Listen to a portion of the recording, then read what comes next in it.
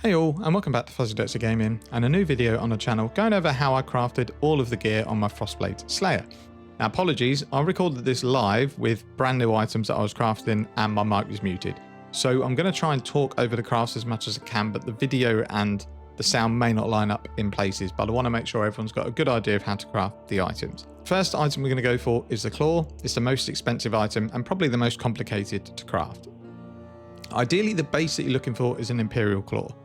This is the best base you can use for this build. If they're really expensive, you can use a Noble Claw. They're pretty much 99% as good. The only issue we'll have is no one searches for these on trade, so if you want to resell your item, it might be difficult. For these claws, we want some fractured items. Fractured means essentially that there's a mod on the item that you can see in like the gold text that cannot be removed. So you can craft on this with essences, chaos ores, whatever you wanted to, and the fractured mod will always remain. Ideally, you want fractured attack speed. I'd look for around 25%. Any higher you start getting into T1 territory and they're going to be much more expensive. I would think even if this video blows up, you'll pick one of these up for Divine. If attack speed is really expensive, you can get crafted critical strike chance, go for T1. They'll be cheaper, but the claw you're left with at the end won't be quite as good. The process, however, is exactly the same. So once we've got our crafted claw, what we're looking to do as an end result is like the claw on my character. We want big cold damage, we want a secondary elemental damage, crit chance, hits can't be evaded. And the way we're going to do this is we're going to use Deafening Essences of Hatred. What these do is they re-roll all the mods on the item, but they give you a guaranteed big cold damage roll. You're going to roll these essences until you hit T3 roll of either fire or lightning damage. If you want to know the rolls on an item, you can hold Alt and it will just expand the item so you can see the tiers. Once you've hit that, you then need to have a look at the weapon. It should have an open prefix unless you got really unlucky. But essentially what we want, if you don't hit crit chance naturally, is we want one open suffix and one open prefix. That's what you're looking for. You've now got a junk suffix that you don't want, one open suffix and one open prefix. We need to get rid of that suffix mod. There's two ways of doing it. If it doesn't have an attack tag on it, you can try and remove it for the cost of one divine. And to do that, you would craft cannot roll attack mods, and then you would just try and annul it off. Fire and cold will be attack mods. The attack speed is an attack mod, but it's fractured anyway. So the only mod you can roll off is your suffix. However, it could also roll off your craft that you just put on. So it can at best cost you one divine, but it can, if you get really unlucky, cost you 4 or 5. So the way I recommend to do it is 2 divine craft, which is prefixes cannot be changed. You just put that onto your item and you use a SCOUR orb. You're then going to be left with your fractured attack speed, your cold damage, and either your fire or lightning damage. Then all you need to do, another 2 divine craft, is 3 crafted modifiers. Then you craft whatever you were missing of crit chance or attack speed, and then hits can't be evaded on your crafting bench. That's your claw pretty much done.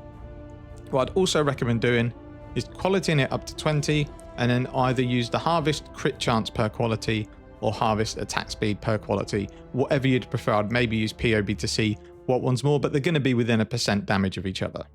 I tend to go with crit because I think when you're looking at POB, Assassin's Mark's going to be on, your Diamond Flask probably going to be on, so your crit chance is inflated from your worst case scenario, so I think going crit's always better.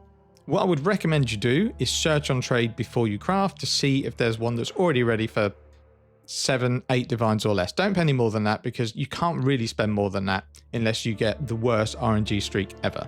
We'll go on to the shield. Again, before you craft this, check if there is a shield like this available on trade.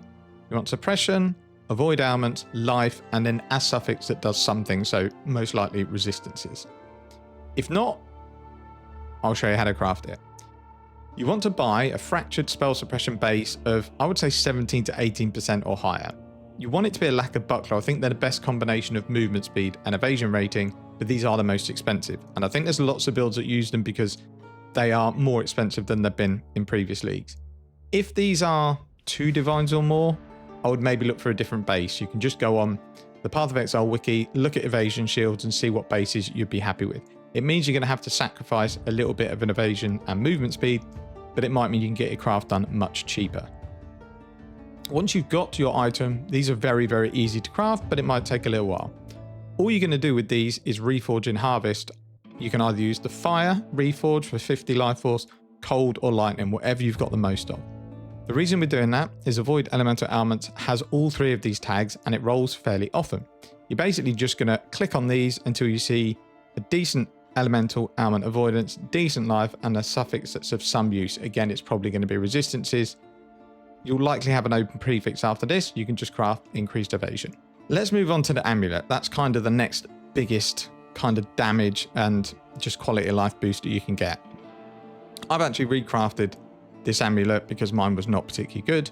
What we want on this amulet is tons of crit chance, tons of crit multi, life, and anything else you can get with crafted damage while leeching. Probably the cheapest fracture to buy would be increased global crit strike chance. You can probably get one nearly max roll. I got one at 37%. It cost me 15 chaos. If you've got fractured crit, you're going to use deafening essences of scorn. In terms of the base, just go for the base that you need the stats from. I would think it's probably strength and intelligence. That's why I'm recommending an AGATE amulet. Now, all we're doing with this, as I say, is essence spamming. So for this one, I had crit strike chance, so I needed crit multi. So I used deafening essences of scorn. Essentially, I'm just rolling until I get life, something decent, and an open prefix. Again, because our fracture is a suffix and our essence is a suffix, you're pretty much always going to have an open prefix. So I rolled this until I had life. Then what I did, which is probably what's going to happen 50% of the time, is you've only got one prefix, which is your life. You can then get a second decent prefix. So what you want to do before you craft damage while leeching is you want to slam an exalt. But before you do that, you want to block one of the common mods that we don't want, which is either going to be evasion, energy shield, or mana. Craft one of those onto your item, then slam with an exalt because you're more likely to get a damage mod, which is what happened to me. I got T1 lightning damage to attacks. You can then remove that crafted mod and craft damage while leeching. You also want to put catalysts on it. The critical ones are only like 1.5 chaos each. Get that to 20%. And then anoint whatever's the most DPS for you. Right, we will go on to the boots, the gloves, and the ring because they're all crafted exactly the same way. You've got two ways of crafting these, harvest or essences. I picked harvest because it's cheaper. The chaos resistance essences are really expensive. It's up to you though, what you want to do. So for the items, you want to buy fractured intelligence on your amethyst ring. This is probably going to be 100 chaos to a divine. You want fractured attack speed on your gloves. You just want a high armor evasion or evasion base. And then you want fractured life on your boots. Again, a decent base. I crafted all of these with harvest, but you can also use deafening essences of envy. It can just get really expensive if you get unlucky. I feel like harvest is cheaper. Essences is quicker, harvest is cheaper. So all I've done for all of these items is I've gone into harvest and I've just reforged chaos. So the gloves had fractured attack speed, so I've just spammed reforged chaos in harvest until I hit life, a half decent suffix, and an open prefix to craft damage while leeching.